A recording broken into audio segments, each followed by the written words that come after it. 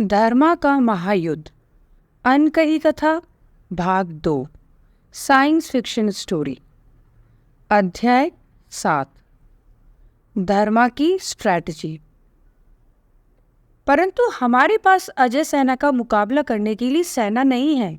जो थी उसे हमने कॉमेट पर कोशिश की थी, परंतु नोकोविक ने उसे फेल कर दिया।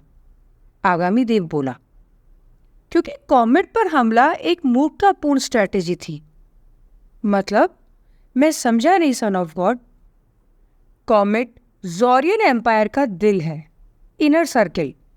वहां अजय सेना का मुख्य जमावड़ा रहता है। वो नोकोविक के बहुत करीब है। हम समझे नहीं, दोनों आगामी देव और गुनिका ने एक साथ कहा। जनक 290 ज़ोर साम्राज्य का मैप प्रक्षेपित करो। जनक 290 ने उन सब के सामने ज़ोर साम्राज्य का पूरा मैप एक आर्टिफिशियल स्क्रीन पर लगा दिया। वो सब अब ज़ोर साम्राज्य का 410 आकाशीय पिंडों में फैला साम्राज्य देख रही थी। ज़ोर मुख्य प्लैनेट से 10 प्रकाश वर्ष तक तकरीबन 45 ग्रह, चंद्रमा, स्पेस सिटी आदि है। इन्हें कोर इनर कहते हैं।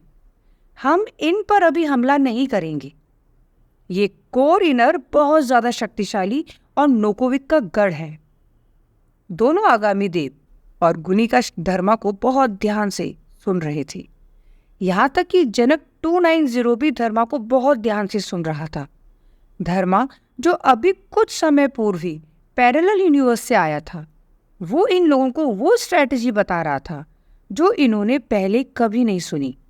धर्मा वाकई में कहीं सन ऑफ गॉड तो नहीं था। फिर आता है इनर मेन, ज़ोर प्लैनेट से 40 प्रकाश वर्ष दूर तक की सीमा। इस इनर मेन में आते हैं 97 आकाशीय पिंड, और अभी इस पर भी हमला नहीं किया जा सकता क्योंकि अजय सेना या बहुतायत में है और आसानी से हमें हरा देगी। आगामी देव और गुनिका अभी भी विस्मय से धर्मा की बातें सुन रहे थे। ऐसे ही मिडिल सर्कल, आउटर सर्कल पर अनेक ग्रह हैं, परंतु इन पर हमला करने का भी अभी कोई सेंस नहीं बनता। फिर सन ऑफ गॉड, हम किसी भी ग्रह पर हमला नहीं कर सकते हैं। फिर प्रोफेसर बोरो का ही तरीका ठीक है, हम लेनो के प्रेसिडेंट को मार डालते हैं। आगामी देव उत्साहित स्वर में बोला, परंतु उससे क्या होगा? नोकोविक को नुकसान सन ऑफ गॉड? तुम्हें लगता है आगामी देव, उससे नोकोविक को कुछ नुकसान होगा? तो क्या करे सन ऑफ गॉड? गुनिका बोली, तुमने एक प्लेनेट देखा, X141? क्या? X141? दोनों गुनिका और आगामी देव आश्चर्यचकित होकर बोले, हाँ, ये ज़ोर साम्राज्य का सबसे वीक प्लेनेट है। ज़ोर मदर प्लेनेट से तकरीबन 500 प्रकाश वर्ष दूर। परंतु वो बंजर प्लेनेट है और वहां बहुत ज्यादा सोलर रेडिएशन होता है।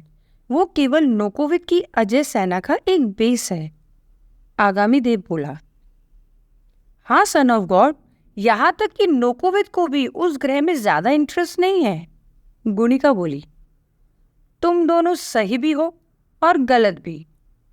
वो दोनों भौचक्के रह गए। धर्मा ने कहा, अब मैं जनक 290 से पूछता हूं, तुम्हारा क्या विचार है? इससे पहले जनक 290 कुछ जवाब दे पाता, आगामी देव बोला, ये क्या बताएगा? ये एक स्पेसशिप है। यही तो आप मात खा रहे हैं आगामी देव। ये स्पेसशिप साधारण स्पेसशिप नहीं है, अपितु जनक 290 है, और मैं दावे से कहता हूं ये बिल्कुल सही उत्तर देगा। जनक 290 एक स्पेसशिप था, परंतु एक इंटेलिजेंट स्पेसशिप, एक निफ्टी। धर्मा के इस प्रोत्साहन ने उसमें भी जान भर दी थी। धर्मा सन ऑफ गॉड था। वो जो कर सकता था उसकी प्रोफेसर बोरो कल्पना भी नहीं कर सकते थे। प्रोफेसर बोरो ने धर्मा को पृथ्वी से लाकर नोकोविक को वाकई एक बहुत बड़ी चुनौती दे दी थी। यदि नोकोविक के इस सुदृढ़ शासन को कोई हिला सकता था तो वो था धर्मा। जनक 290 ने सभी को टेलीपैथी की। X141 पर अधिकतर लोग नदिरमान हैं। फ्लोरमान कॉन्टाना ने जो हैबिटेट द म्यूवर्स पॉलिसी बनाई थी, उसमें उसने ऐसे दूर दर्ज के प्लैनेट्स नदिरमान जनसंख्या से भर दिए थे। धीरे धीरे X141 के सोलर रेडिएशन और वहां के बहुत ही कठिन वातावरण ने उन नदिरमान को और भी कठोर बना दिया। नोकोविद ने भी जब सुप्रीम कमांडर की कमान संभाली तो उसने पूरे साम्राज्य पर ध्यान दिया, परंतु X141 पर नहीं, क्योंकि X141 के सुप्रीम कमांडर की वोटिंग में कोई हिस्सा ही नहीं था। वो एक मिलिट्री बेस है और वहां मौजूद अजय सेना को बाहरी पेरीफेरी में छोटे मोटे पायरेट आदि को संभालने के लिए ही इस्तेमाल किया जाता है। संक्षेप में कहें तो ये प्लैनेट नोकोविद की रडार में नहीं है। बहुत अच्छे जनक 290। धर्मा ने जनक 290 की तारीफ की और अपने आप को भी बहुत गर्वित महसूस किया। उसे जनक 290 से ऐसे ही किसी उत्तर की अपेक्षा थी। जनक 290 भी अब धर्मा को अपना मास्टर मानने लगा था। हालांकि उसे ऐसे कोई स्पेसिफिक इंस्ट्रक्शन नहीं मिले थे, परंतु प्रोफेसर बोरो की अनुपस्थिति में जनक 290 को धर्मा ही अपना सच्चा मास्टर लग रहा था। आगामी देव और गुनिका दोनों ही आश्चर्यचकित रह गए थे कि धर्मा जनक 290 तक को अपने प्लान और स्ट्रैटेजी में हिस्सा बना रहा था। आगामी देव को हालांकि एक अमानवीय संवेदनाओं वाली मशीन से अपने आप को इंटेलिजेंट दिखाना था।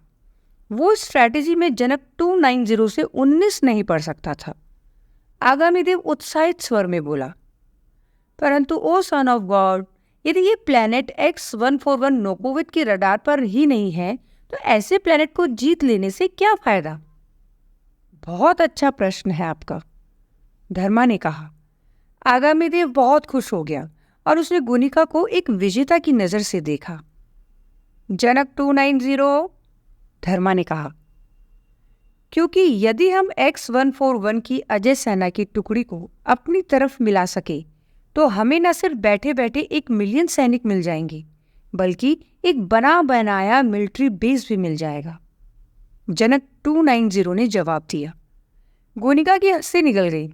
आगामी देव रेबल का लीडर एक स्पेसशिप से स्ट्रेटेजी में मात खा रहा था। धर्मा को समझ आ गया कि आगामी देव को ये अच्छा नहीं लग रहा, इसलिए उसने शांत भाव से बोला, आगामी देव, नोकोविद या उसका कोई भी सलाहकार सोच भी नहीं सकेगा कब X141 उसके हाथ से निकल गया। वो हमारा मिलिट्री बेस बनेगा। वहां से हम धीरे धीरे जौर साम्राज्य की पेरीफेरी या आउटर टेरिटरी के ग्रहों पर कब्जा करेंगे और सही समय आने पर नोकोविद के इनर कोर में हमला करेंगे। आगामी देव ने हामी में सर हिलाया। यही नहीं आगामी देव, सोचिए, आपको यहाँ इरिट्रिया में इतना डर डर के रहना पड़ रहा है।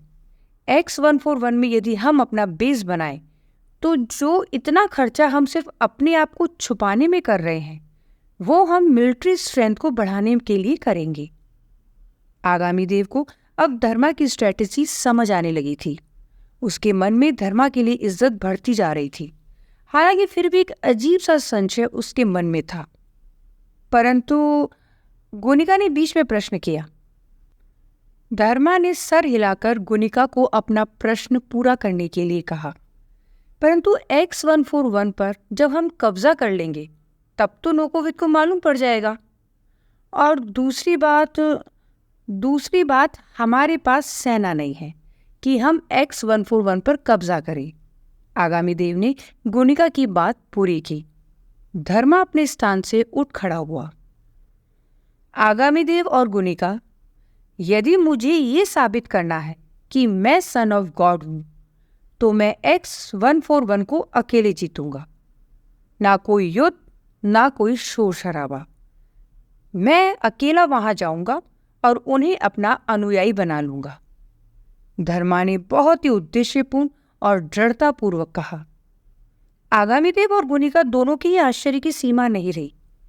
ये सरासर सुसाइड है, गुनिका बोली।